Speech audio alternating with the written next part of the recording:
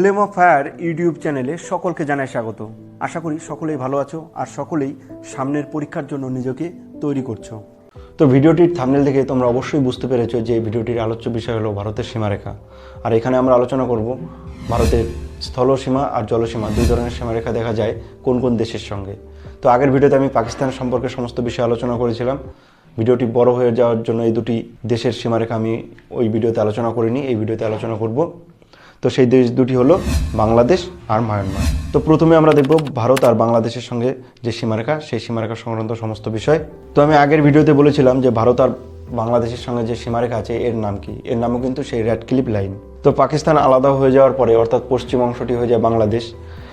এই বাংলাদেশের সঙ্গে যে সীমারেখাটি আছে, যদি আমরা দৈর্ঘ্যের দিক দিয়ে বাংলাদেশের সঙ্গে ভারতের যে সীমারেখা এটা বিচার করি, তাহলে এটা কিন্তু খুবই বড় একটি সীমারেখা, যা কিনা পৃথিবীর মধ্যে ষষ্ঠ স্থানে অবস্থান করছে। তো এর আগে যে 5টি দেশ আছে সেই দেশগুলির সীমারেখা আমরা দেখে নিই, চলো এক এক করে। প্রথম স্থানে আছে কানাডা আর আমেরিকার সীমারেখা, যার সঙ্গে দৈর্ঘ্য 8,893 কিলোমিটার, এটি সবথেকে বড়। দ্বিতীয় স্থানে আছে রাশিয়া কাজাকিস্তান, যার মধ্যে দৈর্ঘ্য 7,644 কিলোমিটার। তৃতীয় স্থানে আছে আর্জেন্টিনার চিলি বর্ডার, যার দৈর্ঘ্য 6,691 কিলোমিটার। চতুর্থ স্থানে আছে কি চীন মঙ্গোলিয়া বর্ডার, যার দৈর্ঘ্য 4,630 কিলোমিটার। পঞ্চম স্থানে কি আছে রাশিয়া আর চায়না বর্ডার, যার দৈর্ঘ্য 4,169 কিলোমিটার। আর এর পরের স্থানকে আছে বাংলাদেশ আর ভারতের বর্ডার, যার দৈর্ঘ্য কত 4,096 কিলোমিটার। তো আগেই বলেছিলাম যে ভারত আর পাকিস্তানের মধ্যে যে সীমারেখা তৈরি হয়েছিল, অর্থাৎ মানে ভারত আর পাকিস্তান যে দেশ, এর মধ্যে যে সীমারেখা তৈরি হয়েছিল, তো এমন কিছু জায়গা ছিল যার চারিদিক দিয়ে ভারত অবস্থান করছে, কিন্তু সে মাঝখানে একটি অংশ সেটি বাংলাদেশের। আবার অন্যদিকে বাংলাদেশে এমন কিছু জায়গা যার চারিদিক দিকে বাংলাদেশ, কিন্তু মাঝখানে একটি জায়গা ভারতের। তো এটা দেখলে অনেকটা অবাক হওয়ার মতোই বিষয়। তো সেই অংশগুলোকে বলা হতো ছিটমহল। তো 2015 সালে ভারতের সংবিধানের 100তম সংবিধান সংশোধনীর দ্বারা এই ছিটমহল সংক্রান্ত সমস্ত বিষয়ের সমাধান করা হয়। অর্থাৎ 2015 সালের পরে সেই সব জনগণ, অর্থাৎ সেই সব জায়গার জনগণরা নির্দিষ্ট একটি দেশ পায় যে তারা ভারতের কিংবা তারা বাংলাদেশের। তো এইরকম ভারত আর বাংলাদেশের সীমারেখায় 162টি গ্রাম ছিল। তো এই গ্রামগুলি ভাগ করার ফলে কি হয়, যার মধ্যে 51টি বাংলাদেশ ছিটমহল ভারতের যুক্ত হয়ে যায়, অন্যদিকে 111টি ভারতের ছিটমহল বাংলাদেশে যুক্ত হয়ে যায়, যার ফলে 162টি গ্রামের মোট 51,000 জনগণ 68 বছর পরে, অর্থাৎ স্বাধীনতার 68 বছর পরে নিজেদের দেশের সঠিক ঠিকানা তারা পেয়ে যায়। তো এই হলো ভারত আর বাংলাদেশের সীমারেখা সম্পর্কিত কিছু বিষয়।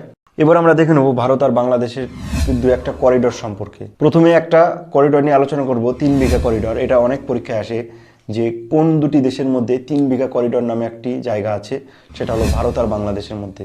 তো এই 3 বিঘা করিডোর সম্পর্কে যদি আমি একটু বলি, যে এমন একটি জায়গা বাংলাদেশের যেটা কিনা চারিদিক দিয়ে ভারত অবস্থান করছে আর সেটা কিন্তু বাংলাদেশের অংশ। তো এরকম একটি জায়গাতে যাওয়া আসা করার জন্য ভারতের জমির উপর দিয়ে একটি রাস্তা দেওয়া হয়, যার আয়তন কত 3 বিঘা, যে কারণে এর নাম হয় 3 বিঘা করিডোর। তো এই জায়গাটি ভারত সরকার 2011 সালে 99 বছরের জন্য লিজ দেয় কাকে, বাংলাদেশকে, যাতে ওই গ্রামের মানুষ এই রাস্তা দিয়ে বাংলাদেশের মূল বাংলাদেশে প্রবেশ করতে পারে বা যাওয়া আসা করতে পারে। তো এই অংশটি, অর্থাৎ বাংলাদেশের এই অংশটির নাম হলো দহগ্রাম আরংপোতা, যেটি কিনা পশ্চিমবঙ্গের একটি জেলার মধ্যে অবস্থান করছে, মানে পশ্চিমবঙ্গের রাজ্যের একটি জেলা, যে কোচবিহার। এই কোচবিহার জেলার মেখলিগঞ্জ মহকুমার অন্তর্গত এইখানে এই দহগ্রাম আরংপোতা গ্রামটি অবস্থান করছে। এই 3 বিঘা করিডোরটি খোলা হয় 1974 সালের 16 মে। তখন এটি নির্দিষ্ট সময়, অর্থাৎ দিনের বেলা যাতায়াত করতে পারতো।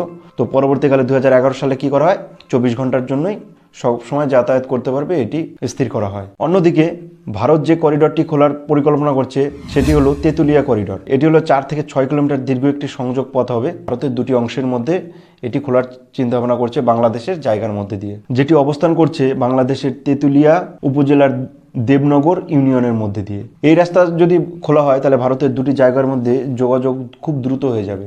সেই জায়গাটি কি কি, পশ্চিমবঙ্গের দুটি জায়গা। এটা হবে যেই দুটি জায়গা, সেটি হলো উত্তর দিনাজপুর জেলার চোপড়া মহকুমাকে জলপাইগুড়ি জেলার অন্তর্গত জলপাইগুড়ি শহর আর ময়নাগুড়ি শহরকে যুক্ত করবে। এই রাস্তাটা যদি খুলে যায় তাহলে এই দুটি জায়গার মধ্যে যাতায়াতের প্রায় 80 কিলোমিটার দৈর্ঘ্য কমে যাবে। মানে 4 কিলোমিটার রাস্তা যদি, 4 থেকে 6 কিলোমিটার রাস্তা যদি খোলা হয়, তাহলে বুঝতে পারছো ভারতের কাছে এই করিডোরটি খোলা কতটা গুরুত্বপূর্ণ বিষয়। তো 1980 সালে এই প্রস্তাবটি বাংলাদেশকে দেওয়া হলেও বর্তমান সময়ের এই করিডোরটি তৈরি করা সম্ভব হয়ে ওঠেনি। দেখা যাক পরবর্তীকালে হয়তো করিডোরটি খোলা হতে পারে। তো এই হয়ে গেল ভারত আর বাংলাদেশের সীমারেখা সংক্রান্ত কিছু গুরুত্বপূর্ণ তথ্য। এবার আমরা যে বিষয়টি দেখব সেটা হলো ভারত আর বাংলাদেশের যে সীমারেখা আর পাকিস্তানের সঙ্গে যে সীমারেখা, এই সীমারেখাটি দেখাশোনা করে ভারতের কোন সেনাবাহিনী? তো 1947 সালের পরেই ভারত পাকিস্তানের যুদ্ধ সালে, তারপরে পরবর্তীকালে আবার যুদ্ধ হয়। সেটা কত সালে? 1965 সালে। এর পরবর্তীকালে ভারত শুধুমাত্র পাকিস্তান ভারতের মধ্যে যে সীমারেখা এই দেখাশোনার জন্য একটি নতুন সেনাবাহিনী গঠন করে, যার নাম কি হয়? বিএসএফ, যার ফুল ফর্ম হলো বর্ডার সিকিউরিটি ফোর্স। আর এই সেনাবাহিনীর প্রধান কাজ হবে ভারত আর পাকিস্তানকে দেখাশোনা করা। তো 1965 সালের 1 ডিসেম্বর এই সেনাবাহিনীটি গঠন করা হয়, যার হেডকোয়ার্টার হলো নিউ দিল্লিতে অবস্থিত।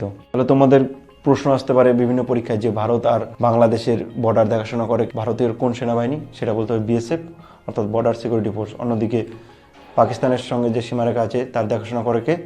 সেটা হলো বিএসএফ। বুঝতেই পারছো তাহলে। তো এবার আমরা আরেকটি বিষয় দেখব, সেটি কি? ভারত আর বাংলাদেশের যে সীমারেখা সেটি কতগুলি রাজ্যের সঙ্গে আছে, সেই রাজ্যগুলির সঙ্গে কত কিলোমিটার করে সীমারেখা আছে, সমস্ত বিষয় দেখব।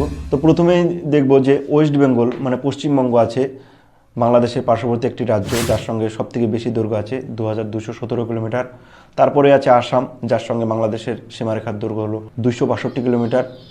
মেঘালয়ের সঙ্গে আছে 443 কিলোমিটার, ত্রিপুরার সঙ্গে আছে 856 কিলোমিটার, আর মিজোরামের সঙ্গে আছে কত কিলোমিটার? 318 কিলোমিটার।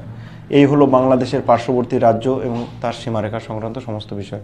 তো এবার আমরা দেখব যে আরেকটি দেশ যার সঙ্গে দুই ধরনের সীমারেখায় দেখা যায়, অর্থাৎ স্থল সীমারেখা আর জল সীমারেখা, তার নাম কি? মায়ানমার, যার সঙ্গে ভারতের সীমারেখার দৈর্ঘ্যগত স্থল সীমারেখার দৈর্ঘ্য 1643 কিলোমিটার। তো এটা কিন্তু তোমরা অবশ্যই পয়েন্ট করবে।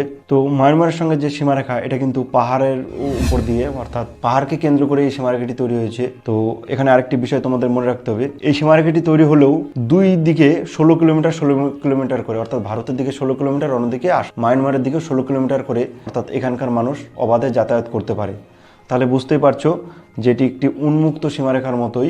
32 কিলোমিটার জায়গা এরা অবাধে বিচরণ করতে পারে, অর্থাৎ যে পার্বত্য অঞ্চল, যে 3টি পর্বতের মূলত কেন্দ্র করে এই সীমারেখাটি তৈরি হয়েছে। সোজাসুজি যদি আমরা দেখি, অর্থাৎ উত্তর থেকে দক্ষিণ দিকে, তাহলে পটকাই বুম, নাগা হিল, তারপরে আছে কি মিজো পর্বত। এই 3টি পর্বতকে কেন্দ্র করে এই সীমারেখাটি তৈরি হয়েছে কত সালে? 1837 সালে। তো এখান থেকে একটা প্রশ্ন আসে অনেক সময় যে ডিফ্যাক্টো ট্রি পয়েন্ট, অর্থাৎ 3টি দেশের যে সীমারেখা সেটা দেখা যায় কোথায়? মায়ানমার সীমারেখার উত্তর দিকে। সেটা কোন কোন দেশ? চীনের সঙ্গে, ভারতের সঙ্গে আর মায়ানমারের সঙ্গে যে সীমারেখা আছে তাকে বলা হয় ডি ফ্যাক্টো ট্রি পয়েন্ট, মানে ডিফু পাশের উত্তর দিকে অবস্থিত। আর দক্ষিণেও এরকম একটা সীমারেখা আছে, অর্থাৎ বাংলাদেশ, মায়ানমার আর ভারতের সঙ্গে। তো আর নির্দিষ্ট কোনো নাম নেই।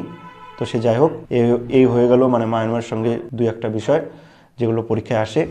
এবার আমরা দেখব যে মায়ানমারের সঙ্গে যে সীমারেখা আছে ভারতের কত কিলোমিটার? 1643 কিলোমিটার।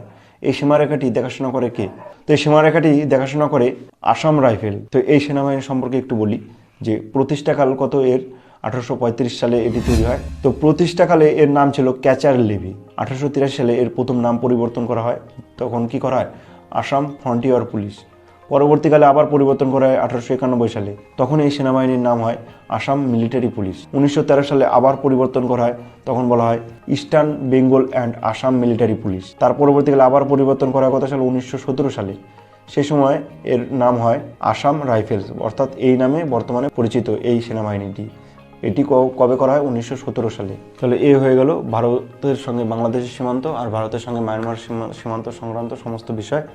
আশা করি ভিডিওটি তোমাদের ভালো লেগেছে, আর ভালো লাগলে অবশ্যই লাইক, শেয়ার ও কমেন্ট করো।